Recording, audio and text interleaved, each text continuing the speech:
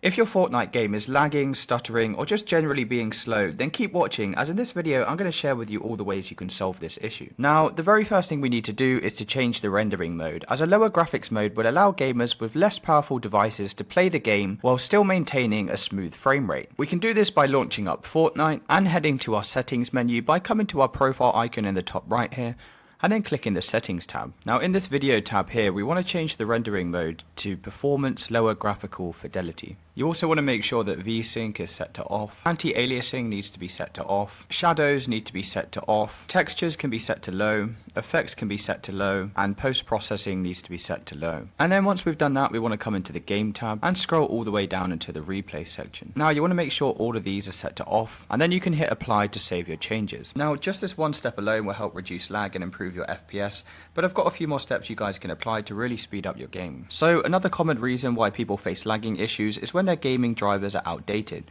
So we want to make sure our drivers are updated, particularly our network and graphic drivers. Luckily there is a free tool that makes this entire process super quick and easy. Simply head over to an internet browser and we want to come to the website called drivereasy.com. And then we want to scroll down this website until the download section and then just hit the big download button here. Now once you've downloaded the app, you can go ahead and launch it and then just press this scan now button here. What this is going to do is it's going to scan your computer for any outdated drivers, and it's going to make updating them super easy in one simple click. So once the scan's completed, what you're looking for here is any outdated network or graphic drivers, but it doesn't hurt just updating everything anyway. You just need to press the update button next to each driver and then follow the steps to update the outdated driver. You can also press this update all button at the bottom here, but this is part of the pay plan, so I'd recommend just sticking to the free version and coming into each of them one by one. Now once our drivers are all up to date, the next step is to optimize some settings in Windows for maximum performance.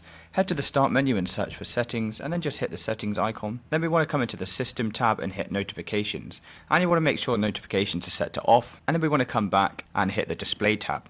Then scroll all the way down into graphics, and where it says change default graphic settings, we want to click this and we want to make sure hardware accelerated GPU scheduling is set to on. And then we can come into the apps tab and you want to come down to where it says startup. Now here you will see a list of apps that load automatically in the background every time you turn on your computer. So what we want to do here is turn off any apps that we might not necessarily need, as this is going to consume valuable resources. And then we want to come into the gaming tab and then just hit game bar. Now you want to set your game bar set to off, and then we can come back and go into game mode.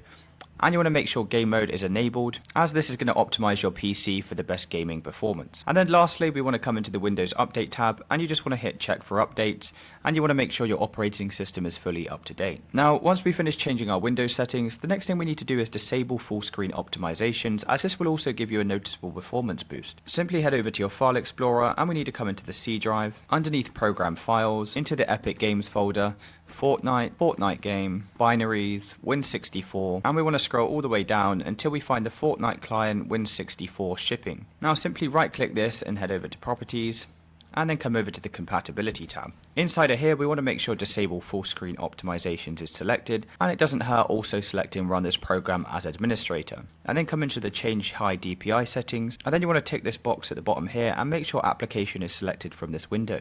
Then we can just press OK, apply and OK to save the changes. Once we've done that, the next thing we can do is load up the start menu, and you want to search for temporary files, and then just hit delete temporary files. Click on the temporary files tab, and as you can see here I have 26 gigabytes worth of temporary files, which is a lot, and you basically want to check as many of these as you can. So I'm going to check all of these. The only one that I'm not going to check is temporary internet files, and then you want to come back up to the top and select remove files. This is a good way to speed up not only Fortnite but also your PC in general, especially if your files contain any corrupt files, as this is something that could be slowing down your computer and your gameplay.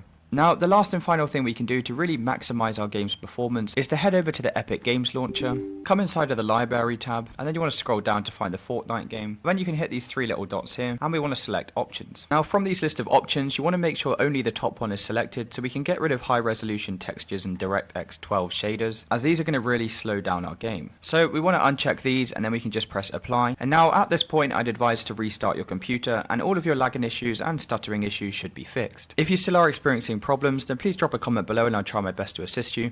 If this video did help you, please drop a like and subscribe. Until next time.